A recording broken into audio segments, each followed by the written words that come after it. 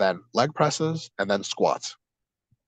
Squats, I started at 405 pounds because, like, God damn it, I'm a 4 plate squatter. Yeah. There's a YouTube video of me squatting 5 plates for a set of 10, high bar. And I'm like, that was years ago.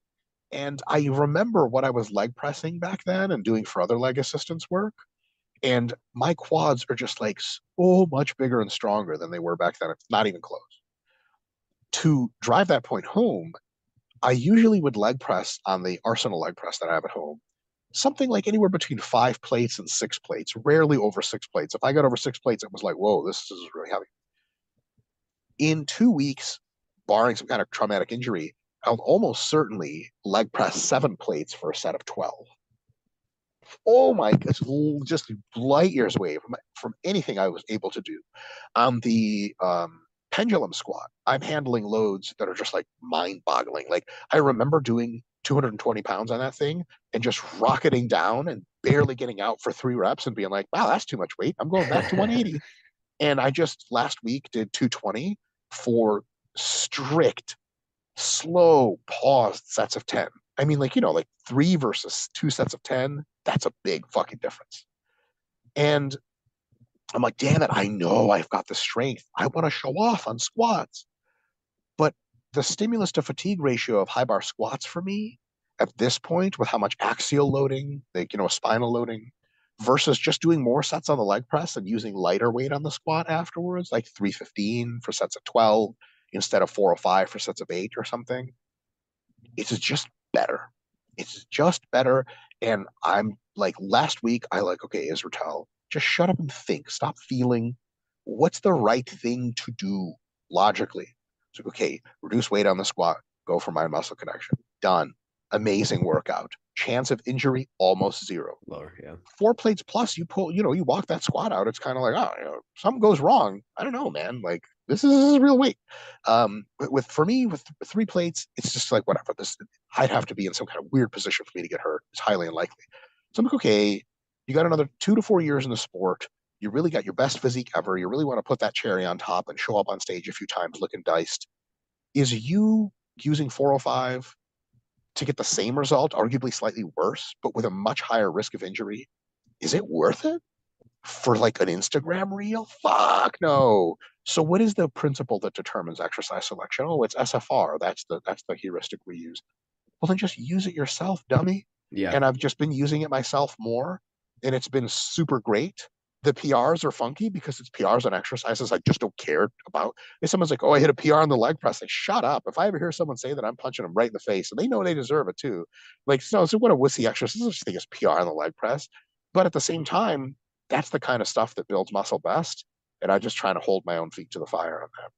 Yeah, no, that's good to hear, because I think that, even somebody that's as advanced as you are, that you're still working on those things, I think is, just goes to show that, hey, you just have to keep doing that year over year, like you keep improving over time. I have a question. One was just about the worst. He couldn't do it.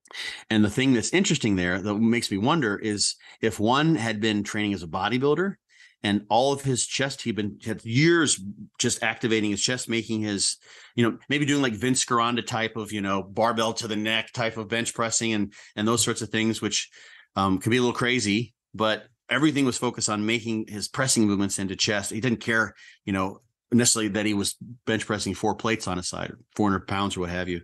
And the other guy may have been a power lifter, and he's had literally decades of training as a powerlifter. Activate the triceps are really strongly involved. He's doing all these things that powerlifters do to move as much weight as possible. And you ask him to do that differently, and he can't. So if you're someone who's not making progress and you've gotten really strong on those big exercises, and they're not, for whatever reason, your activation pattern doesn't evoke the growth in the muscles that are supposed to be the prime movers, you're going to have to find something that simply doesn't allow you to activate in that way that still targets those muscles. So, some sort of a reverse hyper maybe, or a hyper extension, using bands or a weight or something that loads where it hits the muscle. Then you're going to, unless you want to bring an EMG into with the gym, and there are issues with EMGs too, you can tell when you're hitting that muscle. And muscle soreness is a great proxy, so to speak, as well, to see whether you've hit something. Not that you necessarily want to evoke as much muscle soreness. That's a whole other topic. So the basic idea is start with those basics, get as strong as possible. And then I think pick the exercises that are suited to you for whatever reason, what you're able to do, and then also progress as much as possible there. And then figure out in that context where you fit on Mount St. Hypertrophy in terms of reps in reserve, volume, and load. Because the thing I think that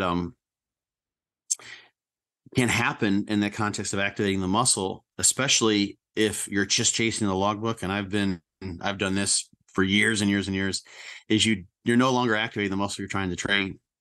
Right. So, going to 0 reps in reserve, training a DC style, for instance, won't work for some people if they go from doing their pressing movements. Maybe they don't have the best machines for this, or they don't have the best equipment, or weight or free weights just don't work very well from them. And they just start involving everything else. Their flies go from strict flies to basically sort of fly presses, and they're just getting more reps, and they're basically just cheating themselves out of the stimulus in the target muscle that they wanted. So there's got to be a certain amount of discipline there. And, a good feature, a good thing that people can do is a reset on their main exercises. If they notice that joints getting creaky, tendons starting to hurt, like your tricep tendons are killing you from all the pressing you're doing. It's like, these aren't tricep presses I'm trying to do. My triceps seem to be getting a lot of this brunt of this. Is just go back literally and do like a pure, like fluff pump workout, so to speak.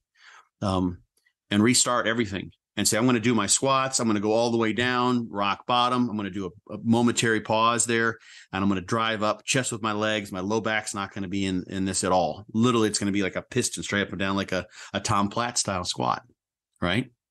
Remember the Tom Platt's Fred Hatfield squat off they did years ago? Did you ever see? Yeah. Hatfield kills him on the 1RM. Yeah. But, and I mean, even in that video, if you watch like the 20 repper that he did with 500 pounds, like, he drops down. Of course, he's trying to go fast so he can get as many reps. He's trying to bounce out of the hole, but he literally, I think he disappears from the camera because he goes down so fast, and it's just straight down, Olympic style. And that's what worked for him. And he would take those sets to failure, but there's not videos, although Tom did some crazy stuff. Like there's the knee extension where he's like screaming, kill me, and he's flopping all over the place.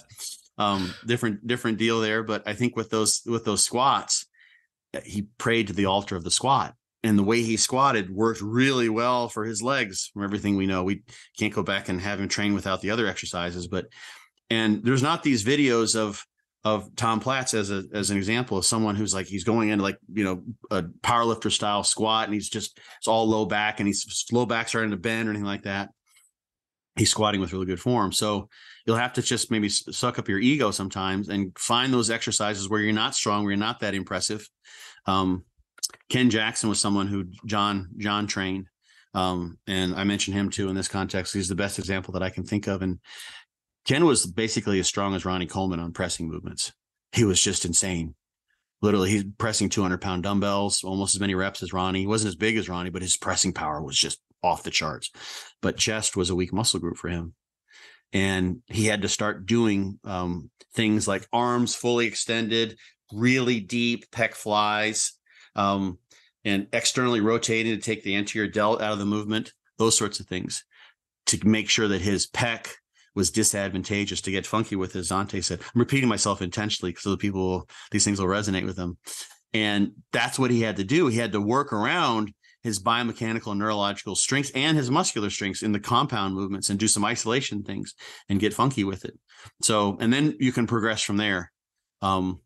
And it's okay every once in a while to just like push a little bit. I think effort is super duper important. And if you get a little sloppy every once in a while, then next you note that in your logbook and say, okay, the last couple of reps were kind of bad. What I would usually do in my convention in my logbook would be 10 plus 2. Like I did 10 that were solid, and the last 2 I kind of did them because I was a little overamped, and I'm not going to count those. So next time I want to get 11 good ones, and that's progress. Fewer reps total, but I did 11 good ones. So I don't know if I addressed everything you mentioned there, but I think so. I think much on the eccentrics, but you do, if you push up with your chest, let's say somehow you could almost shut your pecs off and then let the delts and triceps lower the weight. You just gave your pecs a rest, so you're going to get more reps that way. You can actually, I've caught myself doing this. It's been many years where I'm like, holy shit, I'm doing negatives with my delts and concentrics with my chest. I'm feeling my chest, but I could just, and what you can see sometimes when people do that, as you can hopefully can see me, is their elbows will change positions. Yeah. They'll press the chest like this, and then they'll come down like that. It's more of a tricep based press, and then they'll come like this. And beginners do that all the time. You see, like Makes the sense. wobbly elbow thing. You've probably seen that when people are pressing, and I think that's what they're doing. That's my best guess. I have no EMG data, but that makes sense because we know that, elbows tucked is a more tricep based pressing position. So yeah, there's all sorts of little tricks that, and I think the question you kind of got at was like with my program, but with clients is I just try to go and explore that landscape of what they've done and what's worked, and don't throw out the baby with the bathwater.